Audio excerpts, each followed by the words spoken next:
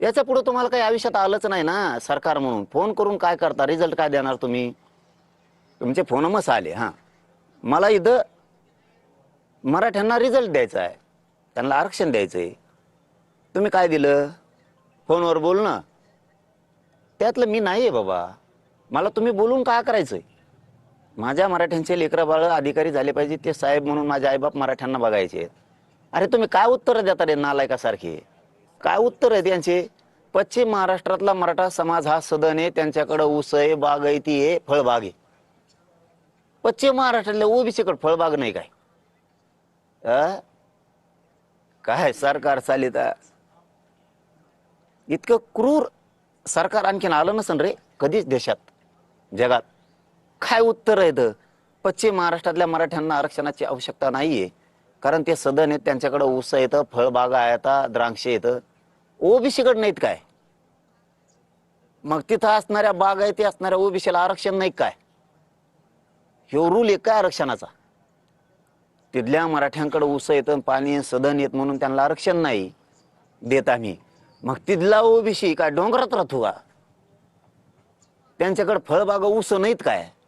त्यांच्या पोरा नोकऱ्यातून आरक्षणातून नोकऱ्यात नाही काय गेले म्हणून मराठ्यांची जाऊ नये?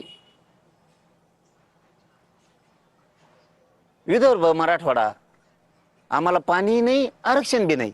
काय चूक केली राव आम्ही?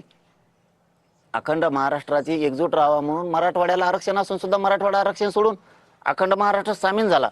अरे नागपूरला तरी पश्चिम महाराष्ट्रात यांनी नागपूर करार केला. अरे आम्ही एवढा विश्वास टाकला या महाराष्ट्रावरती, या महाराष्ट्राच्या सरकारवरती, की विनाट आम्ही तुमच्याकडे आलो. कारण कुठं आपली एकजूट दिसावं, आपण अखंडपणा आपल्यात दिसला पाहिजे. तरी तुम्ही आम्हाला आरक्षण असून सुद्धा देत नाहीत. तुम्हाला लढाई खेटायचंच ना, त्याला विलाजच नाही. खेटू आपण 30 तारखेपासून खेटू. किती खेटायचं तुम्हाला? यांना लावायच्या पलीकडे काय नाही आलं बघा. यांच्या क्षमता नाही गोरगरिबांचे प्रश्न सोडवायची.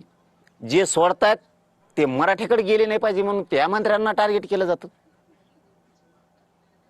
अजित दादा शिंदे साहेबाचे मंत्री टार्गेट का? ते गरीबाच्या समस्या जाणून घ्यायला येते म्हणून. तुम्हाला यायचं नाही, तुम्ही टाळ्या वाजणारे असल्यासारखे बंगल्याच्या आत बसता. तुम्हाला बाहेर यायचं नाही, तुम्हाला गोरगरिबाच्या शेतकऱ्याचे प्रश्न सोडायचे नाही. डिझेलचा एवढा उद्रेक चाललाय, तुम्हाला पंपावर येऊन बघायचं नाही काय हाल चाललेत. कोणाचं घर जळालं, त्याच्यात माणूस जळाला तर दवाखान्यात जाऊन तुम्हाला त्याला बघायचं नाही. एखादं पेशंट आजारी पडलं, अपघात असला, त्याचं ऑपरेशन असलं, तुमचा मुख्यमंत्री सहायता निधी लवकर लोकांना येत सुद्धा नाही. तुमचा पीएस सापडे 8 दिवस जाते, तोवर पेशंट मरत नाही तर सुट्टी होऊन घरी येतं. हे तुमचे काम. डिझेलला बघायला सुद्धा तुमचं कोणी जात नाही. ते लोकात येतात. मराठ्यांकडे कोणता मंत्री गेला नाही पाहिजे, नसता त्याला टार्गेट करा. असल्या तुमच्या भूमिका, ही तुमची नीतिमत्ता. खरं बोला रे. माझ्यावर डाव टाकला होता यांनी. देवेंद्र फडणवीस साहेब 100% मराठ्यांना आरक्षण देतात, पण जरांगे पाटलांना फक्त आवडत्याच मंत्र्यांना भेटायचं का? देवेंद्र फडणवीस साहेबाला भेटायचं नाही का? काढा बाईट त्यांची 16 तारखेची. ही यांची बाईट. मग शब्द काय गेला माझ्या गरीब मराठ्यात? देवेंद्र फडणवीस साहेब 100% आरक्षण देतील. आम्हाला बोलवा ना. का तुम्हाला नुसत्या आवडत्याच मंत्र्यांना भेटायचं? तुमच्या संभ्रम मराठा समाजाचा असा घालून दिला की आम्ही आरक्षण द्यायला तयार आहेत, पण जरांगे पाटील आम्हाला बोलवीत नाही. मराठ्यांनाही वाटलं असतं ते देते तर का बोलवीत नाही? 17 तारखेला तुमच्या मीडियाच्या बांधवाला सांगितलं, ये बाबा देण्यात.